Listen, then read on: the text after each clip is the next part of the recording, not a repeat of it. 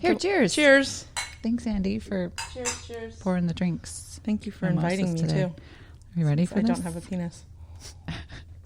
And on that note, maybe turning the volume up on the music would It help. usually helps.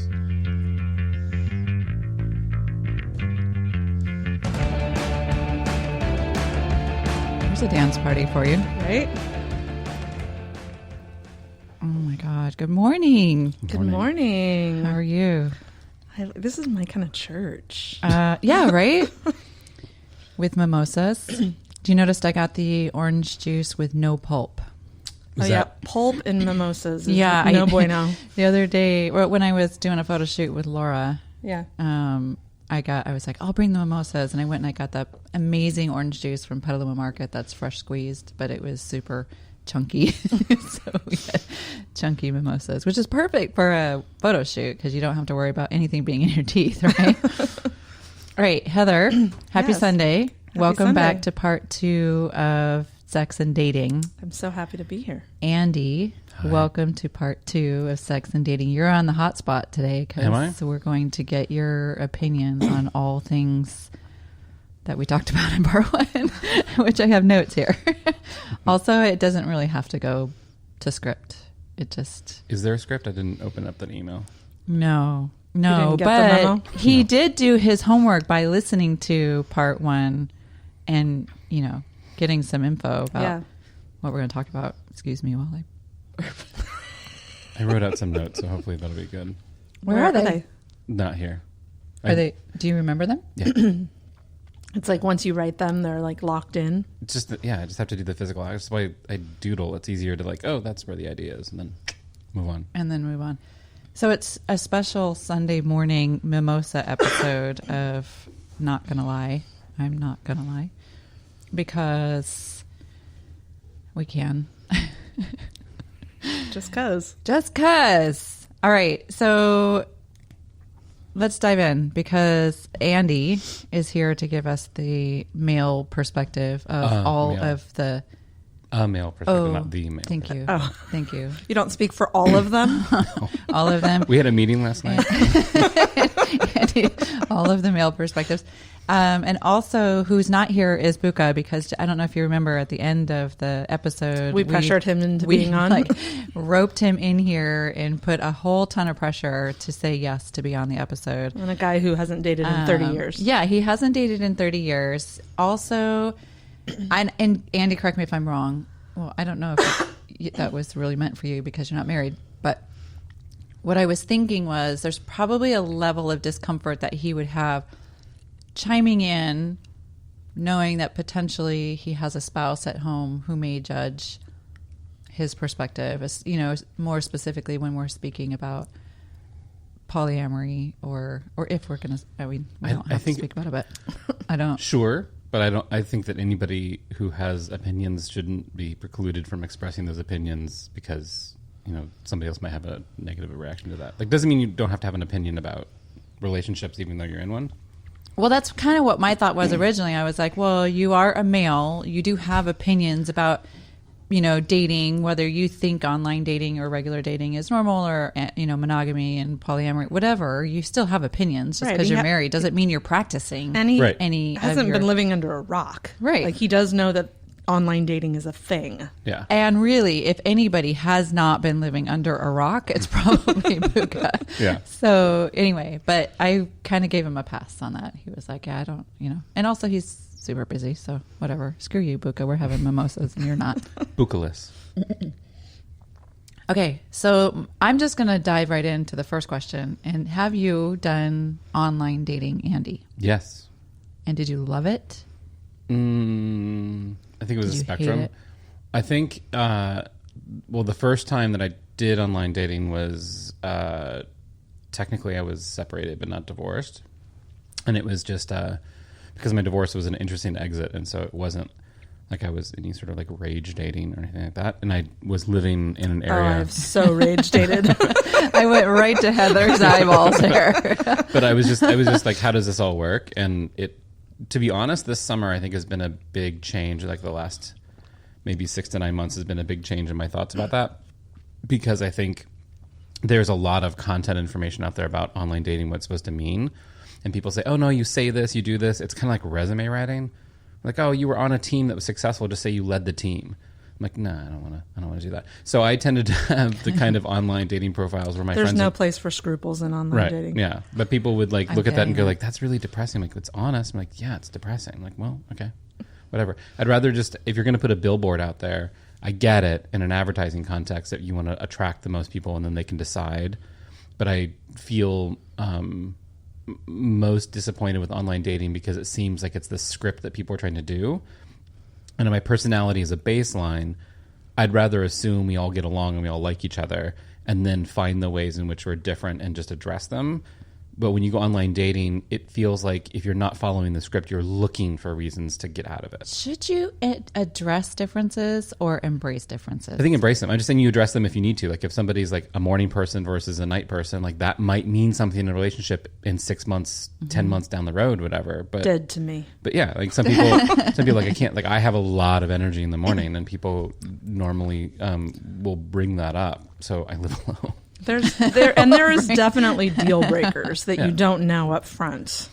So yeah, I think when you discover those deal breakers, so that's the point of where I was going. What I learned was the some of the male perspectives of online dating is, oh, it's just like a bar. You're just having private conversations with everybody in the bar, and then you get to like pursue them as you see fit.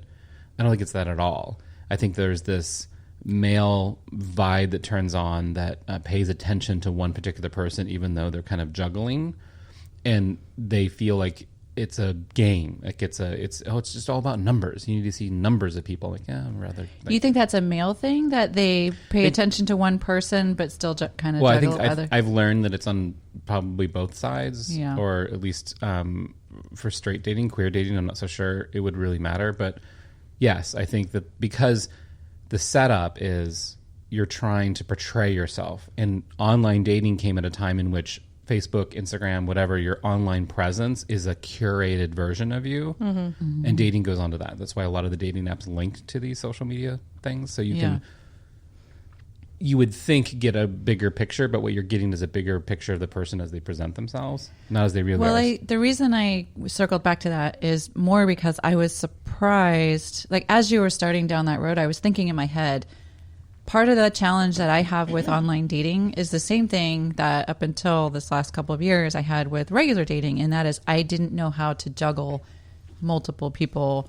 Yeah. There were many times in my life where I tried to, like, I'd be seeing a few people here and there, and the level of discomfort for me was so high of me trying to feel like keeping the secret, even though there was no reason I needed to because there was no commitment there. So I've always been like, I want to focus on a person, and then this online dating thing happened. I'm like, okay, well, I can put more energy to this particular person for now. I've got all these others and I'm just trying to keep warm just in case this doesn't work out. But that doesn't feel good to me. So keeping them warm. So that's what I think you're right, because I think that's you're doing a little juggling there. Yeah, a generational thing where us growing up, since we're all relatively in the same demographic, that's cute. You're used to the idea that you, especially when you're younger, you tend to date one person at a time, and if you were to do more than that, you would be seen as somebody who's like a player or whatever, right? Mm-hmm. And that's a negative connotation, but even though people like own up to it and say, yeah, of course, I'm just doing that. Now I think younger generations are much more comfortable with that because, well, I'm going to be alone until I decide that I'm really in my groove. So why don't I just keep things going and be open and honest with everybody? Once you get past that whole idea of juggling goes away. Because and if people have a problem with it, they come to you and say, well, are you dating any other people? And say, well, yeah, we're not exclusive. Mm-hmm. But do you want to have that conversation? And then you have that conversation. And if you decide one person is saying, I really want this to be exclusive, and I have a problem knowing that you're seeing other people, then that's, a thing that you confront, and then you come out of that and decide what's going to happen. Heather? I don't know what you want me to add to that. You're awfully quiet there with your hands crossed right in front of you. I know, I was doing the same thing last time. There's more. Yeah. Yes. I actually was going to say something to the fact that Andy was talking about the focusing on one thing. focusing Totally understood.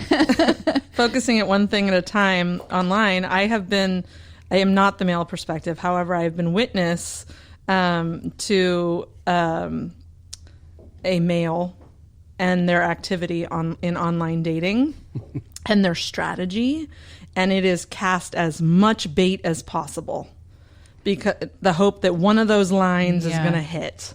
So weird.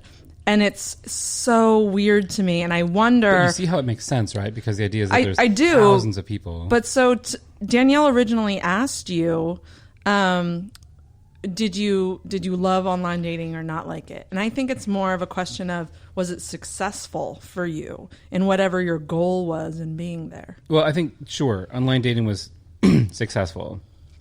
Out of that, I only really met one person that it was a sustained relationship that went past kind of like just getting to know each other. The rest of them, which probably total in the, I don't know, dozens. I mean, it was probably over a course of 4 or 5 years, probably 5 years. So like maybe 50 dates, 60 dates. I don't know. Wow. Does it seem like a lot? That seems like a lot. I mean, 5 years, maybe not 10 dates a year. Like 10 dates a year. I mean, 10 first dates. I was online for, I think, 1 year. Yeah. 3 people. Bad news. Only still in contact with So it's one a of them. density thing. And so there were people that I met that I really liked, that it was a geographic thing, because I was at the time living in Marin, and that seemed to capture a lot of people that were in the city.